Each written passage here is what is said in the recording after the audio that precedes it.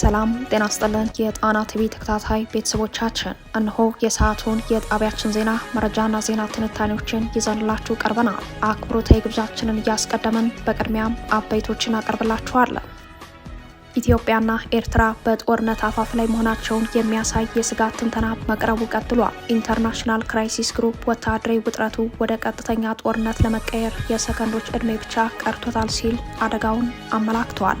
በሌላ በኩል የብልጽግና ሰራዊት በ6 ዋና ዋና ግንባሮች ጦሩን ማሰለፉን ለጣቢያችን በደረሰው ወታደራዊ መረጃ ላይ ተመላክተዋል። ከ6ቱ ግንባሮች ውስጥ 4ቱ በአማራ ግዛቶች፣ 2ቱ ደግሞ በአፋር በኩል ይገኛሉ። በማንኛውም ሰዓትና ሁኔታ ይጀመራል ስለተባለው ቀጠናዊ ጦርነት በጉዳዩ ላይ ሰፋ ያለ መረጃ አሰናድተናል። ቀዳሚው መረጃችን ነው። የብልጽግና አገዛዝ በአማራ ሕዝብ ላይ የሚፈጽመውን የድሮን ጭፍጨፋ እንደቀጠለ ነው። በተለይም በሸዋ የትምህርትና የጤና ተቋማት መውደማቸው፣ ተማሪዎች ላይ ተከታታይ ጥቃት መፈጸሙ ቁጣን ቀስቅሷል። አፋብን በጉዳዩ ዝርዝር ማብራሪያ ሰጥቷል። ጥሪውንም አቅርቧል። ዝርዝር መረጃውን ይዘናል። የብልጽግናው አገዛዝ ኢትዮጵያን ከጎረቤቶቿ ጋር በሁሉ ነገር ትስስሯን እየበጣጠሰው ነው። ከብር የመግዛት አቅም መውረድ ጋር ተያይዞ የሀገሪቱ ድንበር ተሻጋሪ የንግድ ልውውጥ አደጋ ላይ ወድቋል። በሌላ በኩል በሀገር ቤት የጥቁር ገበያ ዋጋ 200 ብር መድረሱ አነጋጋሪ ሆነዋል። ኢራን በአዲስ የተቃውሞ ማዕበል እየተናጠች ነው። በምዕራባዊ ኢራን ተቃውሞ እንደ አዲስ ተቀጣጥሏል። በሌላ በኩል የዓለማችን 20 በመቶ የነዳጅ መተላለፊያ በሆነው ሰርጥ የጦር ልምምድ ያደረገችው ኢራን ለተወሰኑ ሰዓታት ሰርጡ እንዲዘጋ አድርጋለች። ይህም የኢራን አደገኛው እርምጃ ተብሏል። ለሰዓቱ የመረጥንላችሁ ዜና ትንታኔያችን ነው። እነዚህንና ሌሎችን ይዘናል። አሁን ወደ ዝርዝር መረጃዎቹ እናመራለን። ኢትዮጵያና ኤርትራ በጦርነት አፋፍ ላይ ናቸው ሲል ኢንተርናሽናል ክራይሲስ ግሩፕ አስታወቀ። የጥናት ቡድኑ ውጥረቱ ወደ ቀጥተኛ ጦርነት ለመቀየር የሰከንዶች ዕድሜ ብቻ ቀርቶታል ብሏል። ኢትዮጵያና ኤርትራ በጦርነት አፋፍ ላይ መሆናቸውን በስጋት ትንተናው ያመላከተው የግጭት ጥናት ቡድኑ 25 ገጽ በሚሸፍነው ሪፖርቱ የሁለቱ ሀገራት ጦርነት ህወሓት ያለበት መሆኑን አመላክተዋል። ብልጽግና የኤርትራ ጦርና ህወሓት በጦርነት አፋፍ ላይ ናቸው ያለው የጥናት ቡድኑ የቀጠናው ስጋትና የዓለም አቀፍ ማህበረሰብ ጥሪ በስፋት ተንትኗል። በሰሜን ኢትዮጵያ በትግራይ ክልልና በጎረቤት ኤርትራ መካከል ያለው ውጥረት እጅግ አደገኛ ደረጃ ላይ መድረሱንና ቀጠናው ዳግም ወደ አስከፊ ጦርነት ሊያመራ እንደሚችል ዛሬ የካቲት 11 ቀን በወጣው አዲስ ሪፖርት ያስጠነቀቀው ኢንተርናሽናል ክራይሲስ ግሩፕ ጦርነቱ ከተጀመረ ማቆም የማይቻል ነው ሲል ገልጾታል። ይህ ስጋት የመጣው በሰሜን ኢትዮጵያ ተከስቶ የነበረው ደም አፋሳሽ ጦርነት በግጭት ማቆም ስምምነት ከተቋጨ ከ3 ዓመታት በኋላ መሆኑን ያወሳው የቡድኑ ሪፖርት አሁን እየታየ ያለው ሽኩቻ የቆዩ ቁስሎችን የሚቀሰቅስና የቀጠናውን ሰላም በእጅጉ የሚያናጋ ነው ብሎታል። አዲስ የሚያገረሸው ግጭት ከዚህ ቀደም በመቶ ሺዎች የሚቆጠሩ ሰዎችን ሕይወት ከቀጠፉት ጦርነቶች በባሰ መልኩ ለሶስቱም ወገኖች አውዳሚ እንደሚሆን ሪፖርቱ አስጠንቅቋል። ይህ አዲስ የጦርነት ስጋት በጎረቤት ሱዳን ከሚካሄደው የእርስ በርስ ጦርነት ጋር ተደራርቦ ከቀጠናው ውጭ ያሉ ሀያላን ሀገራት ወደ ግጭቱ ሊያስገባቸውና ቀድሞውኑ ተለዋዋጭ የሆነውን የቀይ ባህር አካባቢ ይበልጥ ሊያናውጠው እንደሚችል ኢንተርናሽናል ክራይሲስ ግሩፕ በአዲሱ ሪፖርቱ ገልጸዋል። በአሁኑ ወቅት በአዲስ አበባ ከአስመራና በመቀሌ መካከል ያለው ግንኙነት በመካካድና በጥርጣሬ የተሞላ ነው ሲል የሚያብራራው ሪፖርቱ በተለይም የኢትዮጵያ መንግስት የባህር በር ለማግኘት ያለው ፍላጎትና ኤርትራ ይህንን እንደ ሉዓላዊነት ስጋት መመልከቷ ውጥረቱን አባብሶታል ብሏል። በትግራይ በኩል ደግሞ በህወሓት ውስጥ የተፈጠረው የውስጥ ክፍፍልና በጌታቸው ረዳ የሚመራው ጊዜያዊ አስተዳደር በደብረ ጽዮን ገብረ ሚካኤል በሚመራው የነባር አመራሮች ቡድን መፈንቅለ መንግስት ተካሂዶበት መወገዱ ሁኔታውን ይበልጥ ውስብስብ እንዳደረገው አስታውሷል። ባሳለፍነው የጥር ወር 2018 በጠለምታ አካባቢ በህወሓት ታጣቂዎችና በፌዴራል ጦር መካከል የተፈጠረው ግጭት እንዲሁም የፌዴራል መንግስቱ የወሰደው የድሮን ጥቃት ውጥረቱ ወደ ቀጥተኛ ጦርነት ለመቀየር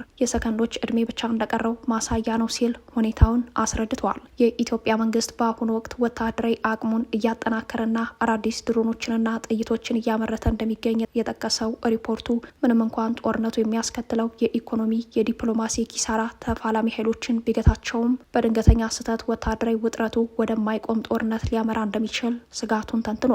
ኢንተርናሽናል ክራይሲስ ግሩፕ በአዲሱ የስጋት ትንተናው መፍትሄ ሲል ያቀረበው ተጽዕኖ ፈጣሪ የአፍሪካ ሀገራትና የቀጠናው ጥቅም ያላቸው የውጭ ኃይሎች ግጭቱን ለማስቀረት አስቸኳይ ጥረት እንዲያደርጉ ጥሪ አቅርበዋል። በተለይም በ2022 ግጭት የማቆም ስምምነት ላይ ተሳታፊ የነበሩት ኬንያ፣ ደቡብ አፍሪካና ናይጄሪያ በአፍሪካ ህብረት በኩል በአዲስ አበባና በመቀሌ መካከል ያለውን ቅራኔ ለመፍታት እንዲንቀሳቀሱ መክረዋል። በተጨማሪም እንደ አሜሪካ፣ አውሮፓ ህብረት፣ ቻይና፣ ቱርክና ሳውዲ አረቢያ ያሉ ሀያላን ሀገራት ማንኛውም ወታደራዊ እርምጃ ተቀባይነት እንደሌለው ግልጽ መልእክት ሊያስተላልፉ እንደሚገባና የኢትዮጵያን የባህር በር ፍላጎት በሰላማዊና በንግድ አማራጮች ለመፍታት ኢትዮጵያና ኤርትራ ውይይት እንዲጀምሩ ሪፖርቱ አሳስበዋል። ይህ የማይሆን ከሆነ ግን በማንኛውም ቅጽበት ሊነሳ የሚችለው ጦርነት በመቶ ሺዎች የሚቆጠሩ ወገኖችን ህይወት ሊቀጥፍ እንደሚችል፣ ጦርነቱንም መልሶ ለማቆም ከባድ እንደሚሆን በስጋት ትንተና ሪፖርቱ አመላክተዋል። የኢንተርናሽናል ክራይሲስ ግሩፕ አዲስ የስጋት ትንተና አየር ላይ በዋለበት በዛሬው ዕለት የብልጽግና ሰራዊት በወሎ ቤት አማራ ዋግምራ ቀጠና አበርገሌ በኩል በርካታ ሰራዊት ማንቀሳቀሱ ተሰምተዋል። በአበርገሌ በኩል የተጠጋው የብልጽግና ጦር ውጊያ በሚጀመርበት ሰዓት የተከዜ ተፋሰስን በመዝጋት ወደ ተንቤን ቀጠናዎች ሊገባ እንደሚችል ነው የተጠቆመው። በጉዳዩ ላይ የወጡ ወታደራዊ መረጃዎች እንደሚያሳዩት የብልጽግና ሰራዊት በ6 ዋና ዋና ግንባሮች ጦሩን አደራጅተዋል። ከ6ቱ ግንባሮች ውስጥ 4ቱ በአማራ ግዛቶች እንደሚገኙ ተጠቁመዋል። አንደኛው ግንባር በወሎ ቤት አማራ የእጁና ራያ ቀጠና ያለው ወልዲያ ቆቦ ራያ ሲሆን፣ ሁለተኛው ግንባር ከላስታ ይዞ ዋግምራ አበርገሌ ሆኗል። ሶስተኛው ግንባር ደግሞ የሁመራ ሱዳን ግንባር ሲሆን፣ አራተኛው ግንባር ከጠለምት ይዞ የተከዜ መስመርን በመከተል የሚወርደው የወልቃይት አዲ ጎሹ ግንባር እንደሆነ በወታደራዊ መረጃው ላይ ተመላክተዋል። ቀሪ ሁለቱ የጦር ግንባሮች ደግሞ በራያ ቆላማ ቀጠናዎች ትይዩ ከአፋር አዋሳኝ በኩል የሚነሱ ሲሆን፣ አምስተኛው ግንባር የሆነው በራያ ቢሶበርና ራያ ጨርጨር ትይዩ የሚገኙ ቀጠናዎች እንዲሁም የደቡብ ምስራቅ ትግራይ ቦታዎችን ይዞ ለመቀሌ ትይዩ በሆኑ በ100 ኪሎ ሜትር ርቀት ባሉ በአፋር አዋሳኝ የሚገኘው ቀጠና እንደሆነ የጠቆሙት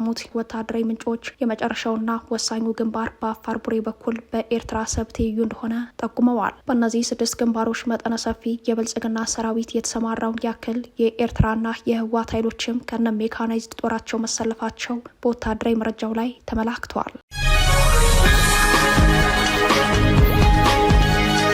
የብልጽግና አገዛዝ በአማራ ህዝብ ላይ የሚፈጽመውን የድሮን ጭፍጨፋ እንደቀጠለ ነው። በተለይም በሸዋ የትምህርትና የጤና ተቋማት መውደማቸው፣ ተማሪዎች ላይ ተከታታይ ጥቃት መፈጸሙ ቁጣን ቀስቅሷል። የብልጽግና መከላከያ ሰራዊት በሚፈጽመው የድሮን ጭፍጨፋ በርካታ ትምህርት ቤቶችና የጤና ተቋማት መውደማቸው በቀጠለበት ሁኔታ በንጹሐን ላይ የሚደርሰው እልቂት በየዕለቱ በመጨመር ላይ ነው። የአፋብን ሸዋ ጠቅላይ ግዛት እዝ አገዛዙ በንጹሐንና በመሰረተ ልማቶች ላይ የቀጠለው የድሮን ጥቃት በጦር ወንጀል የሚያስጠይቀው ነው ብለዋል። በየትኛውም ደረጃና መልክ የሚደረጉ ጦርነቶች በዓለም አቀፍ ደረጃ ተቀባይነት ያላቸውን የጦር ህጎችን ማክበር የሚገባቸው ቢሆንም የብልጽግና አገዛዝ ከፋኖ ኃይሎች ጋር እያደረገ ባለው ጦርነት ንጹሐን አማራዎች በጦርነት እየደረሰባቸው ያለው ፈርጀ ብዙ ስቃይ ሳያንስ በሰው አልባ አውሮፕላን፣ በከባድ መሳሪያዎችና በእግረኛ ሰራዊት እየተጨፈጨፉ ይገኛሉ። የአፋብን ሸዋ ጠቅላይ ግዛት እዝ የህዝብ ግንኙነት መምሪያ ኃላፊ አርበኛ አበበ ሙላት ለጣቢያችን በሰጠው ማብራሪያ ንጹሐንን በድሮን በመግደል የሚቆም የአማራ ትግል የለም፣ ተማሪዎችን በትምህርት ገበታቸው እያሉ በድሮን በመግደል ፋኖን ማሸነፍ አይቻልም ብለዋል። አርበኛው አክሎም ሸዋ ላይ ፋኖ ተቆጣጥሮ በሚያስተዳድራቸው ነጻ ቀጠናዎች ላይ ያሉ ትምህርት ቤቶች ዝግ እንዳይሆኑና ሁሉም ተማሪዎች ትምህርታቸውን እንዲማሩ ፋኖ ቁርጥ አቋም ይዞ እያስተማረ ቢሆንም የብልጽግናው አገዛዝ የንጹሐን መኖሪያ ቤቶችና ትምህርት ቤትን ጨምሮ በተቋማት ላይ በሚያደርሰው የድሮን ጥቃት ተማሪዎች ከስነ ልቦና ጫና ጥቃት ጀምሮ እስከ ህይወት መስዋዕትነት እየከፈሉ ይገኛሉ ሲል አስረድተዋል። ሸዋ ላይ ፋኖ ተቆጣጥሮ በሚያስተዳድራቸው ነጻ ቀጠናዎች ላይ ያሉ ትምህርት ቤቶች ዝግ እንዳይሆኑና ሁሉም ተማሪዎች ትምህርታቸውን እንዲማሩ ፋኖ ቁርጥ አቋም ይዞ እያስተማረ ቢሆንም ጸረ አማራው ኦህዴድ መሩ የብልጽግና ስርዓት ንጹሐን መኖሪያ ቤቶችና ትምህርት ቤቶችን ጨምሮ በተቋማት ላይ በሚያደርሰው የድሮን ጥቃት ተማሪዎች ከስነ ልቦና ጫናና ጥቃት ጀምሮ እስከ ህይወት መስዋዕትነት እየከፈሉ ይገኛሉ። በዚህም በፋኖ ቀጠና ያሉ ትምህርት ቤቶች ላይ የሚማሩ ተማሪዎች እየተማሩ ባለበት ሰዓት ድንገት ድሮን ሲመጣባቸው ክፍለ ጊዜውን አቋርጠው እንደ ወንጀለኛ ከክፍል ወጥተው ትምህርት ቤት ግቢውን በመልቀቅ እየተደበቁ ራሳቸውን ከጥቃት እየተከላከሉ ይገኛሉ። ሸዋ ላይ ያሉ ተማሪዎች ከትምህርታቸው ጎን ለጎን ድሮን ሲመጣ ወደ ዛፍ ስር እየተሳቀቁ መደበቅ የየዕለት ስራቸው ሆኗል። የአማራ ተማሪ ድንጋይ ላይ እየተቀመጠ ባልተሟላ መማሪያ ቁሳቁስ እየተማሩ አካባቢያቸው ላይ ያለ ትምህርት ቤት በድሮን ጥቃት ትምህርት ቤቱ ወድሞ ተማሪዎችም ሞቱ የሚል የሚያሳቅቅ ዜና እየሰሙ የገበሬ አባታቸው ቤት በስርዓቱ ከባድ መሳሪያ ጥቃት ተቃጥሎ የስነ ልቦና ጫናና ጉዳቱን ችለው በተማሩ ተማሪዎች እንዴት በድሮን ይገደላሉ? እንዴት ንጹሐን ዜጎች ይጨፈጨፋሉ? በተአምር ንጹሐንና ገበሬን በድሮን በመግደል እኛን አያሸንፉንም። ይህን ስርዓት አምረረን ታግለን እንጥለዋለን። የአፋብን ሸዋ ጠቅላይ ግዛት እዝ ህዝብ ግንኙነት መምሪያ ኃላፊ አርበኛ አበበ ሙላት ይህንን ስርዓት አምርረን ታግለን እንጥለዋለን ያለ ሲሆን ሆኖም የአገዛዙን የጦር ወንጀሎች ለዓለም አቀፍ ማህበረሰብ በተከታታይ የማጋለጥ ስራው ተጠናክሮ እንዲቀጥል ጥሪውን አቅርበዋል። ከሰሞኑ በሸዋ ቀጠናዎች የተፈጸሙ ተከታታይ የድሮን ጥቃቶችንና በሌሎች ቀጠናዎች የቀጠለውን የጦር ወንጀል በተመለከተ አንድነት ለአማራ ህልውና አንድነት ለአፍሪካ ህብረት ኮሚሽን ሊቀመንበር ይፋዊ ደብዳቤ መጻፉ ይታወሳል። በአማራ ላይ የተከፈተው የዘር ማጥፋት ዓላማ ያለው ጦርነት በቀጠለበት አፍላ የድሮን ጥቃቶች በትልልቅ ከተሞች ጭምር የሚፈጸምበት በሰሜን ኢትዮጵያ ሌላ ዙር ጦርነት እየተቀሰቀሰ ባለበትና ድንበር ተሻጋሪ ጦርነት እየተዋለደ ባለበት በዚህ ጊዜ የአማራን ህዝብ ከከፋ የጥቃት ተጋላጭነት ለመታደግ የሚደረጉ ጥረቶች ተጠናክረው መቀጠል እንዳለባቸውም ተጠቁመዋል። ከዚሁ የድሮን ጥቃት መረጃ ጋር በተያያዘ ከዛሬ ማለዳ ጀምሮ በአራቱም የአማራ ግዛቶች የድሮን ጥቃት ለማድረስ አሰሳ ላይ የዋለው አገዛዙ እነዚህ ተከታታይነት ያላቸው የድሮን ቅኝቶች አገዛዙ በቀጣዮቹ ቀናት የለመደውን የዘር ማጥፋት ወንጀሉን ለመፈጸም ያለውን እቅድ ያሳያል ተብሏል። ኢራን በአዲስ የተቃውሞ ማዕበል እየተናጠች ነው። በሌላ በኩል ኢራን አደገኛ እርምጃ መውሰዷ ተሰምተዋል። በኢራን ባለፉት ወራት ሲታይ የሰነበተው ህዝባዊ ተቃውሞ ከተወሰነ ጊዜያት መቀዛቀዝ በኋላ ዳግም ማገርሸቱ ተሰምተዋል። በምዕራባዊ ኢራን ተቃውሞ እንደ አዲስ ተቀጣጥሏል። አብዳናን በተባለች ከተማ የተቀረጹትና ምሽት ላይ የተለቀቁት ተንቀሳቃሽ ምስሎች በኢራን ተቃውሞ በድጋሚ መነሳቱን ያሳያሉ። ከሳምንታት በፊት በኢራን በተነሳው ህዝባዊ ተቃውሞ ላይ የሀገሪቱ መንግስት በወሰደው እርምጃ ከ6000 በላይ ሰዎች መገደላቸውን የሰብአዊ መብት ተሟጋቾች ገልጸዋል። ኢራናውያን የተገደሉባቸውን ወዳጅ ዘመዶች ሀዘን በተወጡ በ40 ቀናት ውስጥ አዲስ ተቃውሞ መነሳቱን ነው የታየው። የአሜሪካ አውሮፕላን ተሸካሚ መርከቦችም በኢራን አቅራቢያ ተጠግተው እንደሚገኙ በሳተላይት ምስሎች አረጋግጠዋል። ከ3 ሳምንት በፊት የአሜሪካ ግዙፍ የጦር አውሮፕላን ተሸካሚ የጦር መርከብ ወደ ባህረ ሰላጤው አካባቢ መድረሱ ይታወሳል። ግዙፉ የአሜሪካ ጦር መርከብ አብርሃም ሊንከን አሁን ላይ ከኢራን አቅራቢያ ከኦማን የባህር ዳርቻ 240 ኪሎ ሜትሮች ርቀት ላይ በተጠንቀቅ ቆሞ መታየቱን ዘገባው አመላክተዋል። የአሜሪካ ባለስልጣናት ጄራርድ ፎርድ የተባለው ሁለተኛ ግዙፍ የጦር አውሮፕላን ተሸካሚ መርከብ አብርሃም ሊንከንን በመቀላቀል ከሌሎች ወታደራዊ መሳሪያዎች ጋር ወደ ቀጠናው መሰማራታቸውን በሳምንቱ አረጋግጠዋል። ኢራን በበኩሏ በሆርሙዝ ወሽመጥ የ2 ቀናት የጦር ልምምድ ከውናለች። ውጥረቱ እንዲህ በተጋጋለበት በኢራን ሁለተኛ ዙር ተቃውሞ መነሳቱን የተሰማው ተቃውሞ በዋናነት በምዕራብ ኢራን ከተሞች መነሳቱን መረጃዎች አመላክተዋል። በተለይ በኢላም ግዛት አብዳናን በተባለች ከተማ በመቶዎች የሚቆጠሩ ሰዎች ለተቃውሞ አደባባይ ተገኝተዋል። ተቃዋሚዎቹ በከተማው ዋነኛ አደባባይ አቅራቢያ ሞት ለካሚኒ ሲሉ ተደምጠዋል። በኢኮኖሚ አለመረጋጋትና በኑሮ ውድነት ምክንያት የተነሳው የኢራን ተቃውሞ የኢራን እስላማዊ ሪፐብሊክ ጠቅላይ መሪ አያቶላ አሊ ካሚኒ ከስልጣን ይውረድ ወደሚለው ከተሸጋገረ በኋላ ቀጠናዊ ውጥረት መንገሱ ይታወሳል። ከኢራን ህዝባዊ ተቃውሞ ጋር በተያያዘ ኢንተርኔት በመቋረጡ ምክንያት ትክክለኛ መረጃዎችን ለማግኘት አስቸጋሪ ሆኖም ቆይተዋል። ኢራን በሆርሙዝ ሰርጥ አደገኛ እንቅስቃሴ እያደረገች ትገኛለች። በዛሬው ዕለትም የዓለም 20 በመቶ የነዳጅ መተላለፊያ በሆነው ሰርጥ የጦር ልምምድ ያደረገች ሲሆን ለተወሰኑ ሰዓታት ሰርጡ እንዲዘጋም አድርጋለች። ይህም የኢራን አደገኛው እርምጃ ተብሏል። በርካታ መርከቦች ከጉዟቸው ተስተጓጉለዋል። የኢራን እስላሚክ አብዮታዊ ጋርድ በዛሬው ዕለት ከተደረገው ሁለተኛው የአሜሪካና ኢራን የኒውክሌር ንግግር አስቀድሞ ነው የጦር ልምምዱን ያደረገው። ቀጭኑ ወሽመጥ የገልፍ ነዳጅ አምራቾች የሆኑትን ሳውዲ አረቢያ፣ ኢራን፣ ኢራቅ ከሌላው ዓለም ጋር በነዳጅ ንግድ የሚያገናኝ ነው። የአሜሪካ የጦር መርከቦች በአረቢያ የውሃ ክልል ውስጥ አፈሙዛቸውን ወደ ኢራን አነጣጥረው ባሉበት ነው አብዮታዊ ጥበቃው ይህንን ድፍረት የተሞላበት ልምምድ ያደረገው። ጦሩ ኢራን ያላትን ምርጥ መሳሪያ በልምምዱ ተጠቅማለች ሲል ገልጿል። ኢራን በሰርጡ ያደረገችውን ልምምድ ያስጀመረችው በትናንትናው ዕለት ነበር። በዛሬው የአሜሪካና ኢራን ንግግር ለመጫን ያለመ ልምምድ ስለመሆኑ ብዙ ተብሎለታል። ኢራን ከዚህ ቀደም በቁጥጥሯ ስር የሚገኘውን ሰርጡን ሙሉ በሙሉ ለመዝጋት ማስፈራራቷ የሚታወስ ነው። የብልጽግናው አገዛዝ ኢትዮጵያን ከጎረቤቶቿ ጋር በሁሉ ነገር ትስስሯን እየበጣጠሰው ነው። ከብር የመግዛት አቅም መውረድ ጋር ተያይዞ የሀገሪቱ ድንበር ተሻጋሪ የንግድ ልውውጥ አደጋ ላይ ወድቋል። በሌላ በኩል በሀገር ቤት የጥቁር ገበያ ዋጋ 200 ብር መድረሱ አነጋጋሪ ሆኗል። ከዶላር ጋር በተገናኘ ላለፉት ወራት ተግባራዊ የሆነው የውጭ ምንዛሬም በኢኮኖሚው ላይ ከፍተኛ አደጋ ደቅኗል። በጉዳዩ ላይ ዘአፍሪካ ሪፖርት ይዞት በወጣው መረጃ እንዳመላከተው በገበያ ስርዓት ላይ የተመሰረተው የውጭ ምንዛሬ ግብይት ተመን፣ የቪዛ አሰጣጥ ስርዓትና በጎረቤት ሀገራት መካከል ባለው የንግድ ልውውጥ ላይ ትልቅ ችግር ፈጥሯል። ብልጽግና ባለፉት ወራት ተግባራዊ ማድረግ የጀመረው የውጭ ምንዛሬ ተመን ማሻሻያ በሀገሪቱ የቪዛ አሰጣጥ ስርዓትና በጎረቤት ሀገራት መካከል ባለው የንግድ ልውውጥ ላይ መሰረታዊ ለውጦችን በማስከተል በኢኮኖሚ ትስስሩ ከባድ አደጋ ፈጥሯል። የኢትዮጵያ ብሔራዊ ባንክ የውጭ ምንዛሬ ተመንን በገበያ እንዲወሰን ማድረጉን ተከትሎ የኢሚግሬሽንና ዜግነት አገልግሎት በተለይ ለውጭ ሀገር ዜጎች የሚሰጣቸውን የቪዛ አገልግሎቶች ክፍያ ከወቅታዊው የምንዛሬ ተመን ጋር ማጣጣሙ አገዛዙ ከቪዛ አገልግሎት የሚያገኘውን የብር ገቢ እንዲያድግ ቢያደርግም በሀገሪቱ ለሚኖሩና አገልግሎቱን ለሚፈልጉ የውጭ ዜጎች ላይ የውጭ ጫና ፈጥሯል።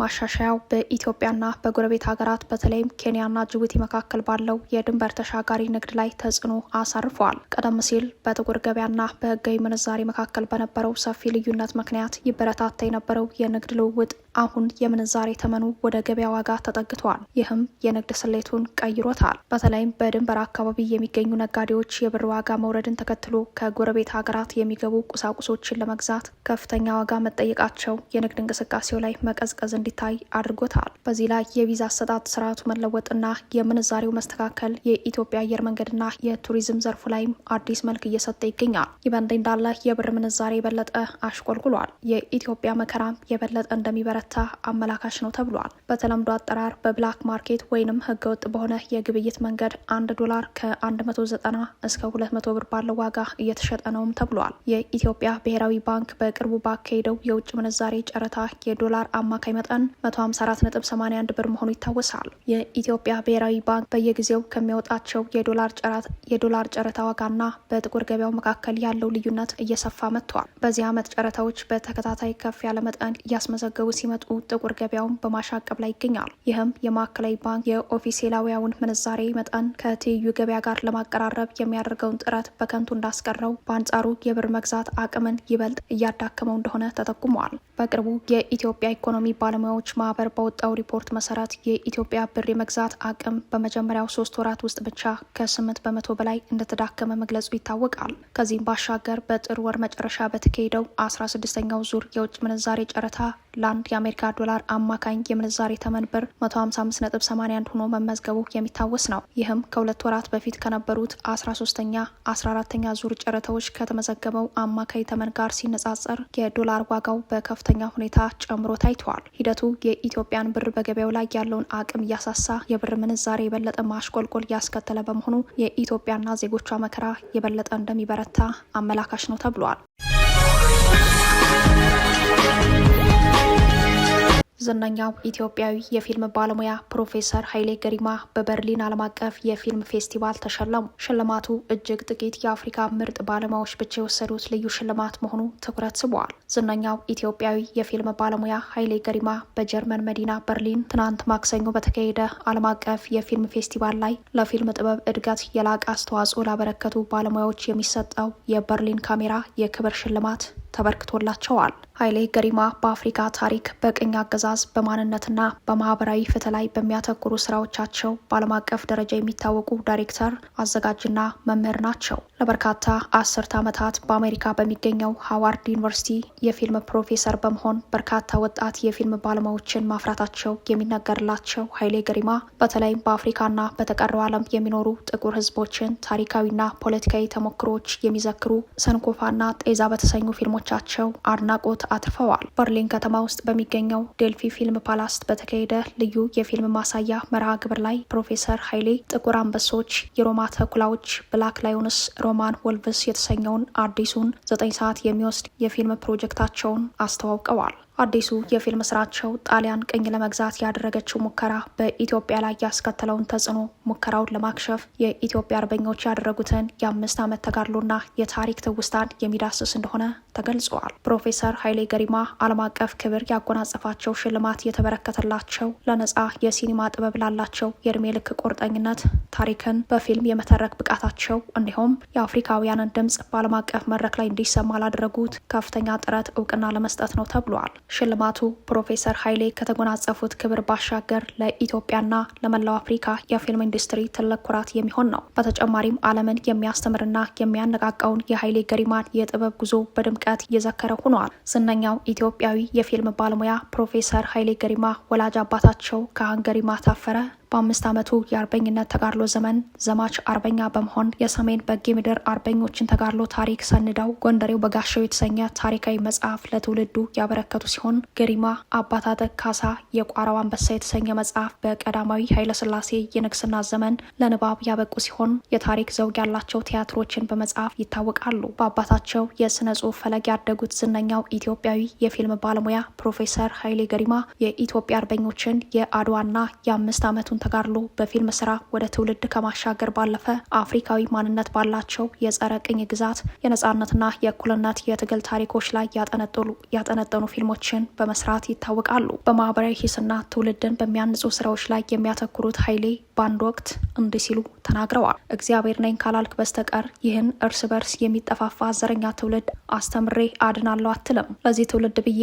እነሱ የሚፈልጉትን አይነት ፊልም አልሰራም። ምሁርነትና ዘረኝነት አብሮ አይሄድም። እሳት የላሰ ምርጥ ትውልድ ይወለዳል፣ ይመጣል። እነሱ ሲመጡ እንዳይሳሳቱ መንገዱን ማሳየት አለብህ። እምነትህን በጽሁፍ ይሁን በፊልም ቀርጸህ ለነሱ ማስተላለፍ አለብህ። ለነሱ ነው ፊልም የምሰራው በማለት ስራዎቻቸው ለሚቀጥለው ትውልድ እንደሆነ አስረድተዋል። ክብራትና ክብራን ቤተሰቦቻችን ለሰዓቱ የተሰናዱት መረጃዎቻችን የተከታተሏችኋቸውን ይመስሉ ነበር። አብራችሁን ስለቆያችሁ ልባዊ ምስጋናችን ድረሳችሁ እያለን የጣና ቲቪ ወቅታዊ ዜናዎች፣ ትንታኔዎችና ልዩ ልዩ ፕሮግራሞች እንዲደርሷችሁ ቻናላችን ሰብስክራይብ በማድረግ ቤተሰብ ይሁኑ። በተሳትፎ የትግል ሚዲያው እንዲያጠናክሩ ጥሪያችን እናቀርባለን። ጣና ቲቪ ከሀቅ ጋር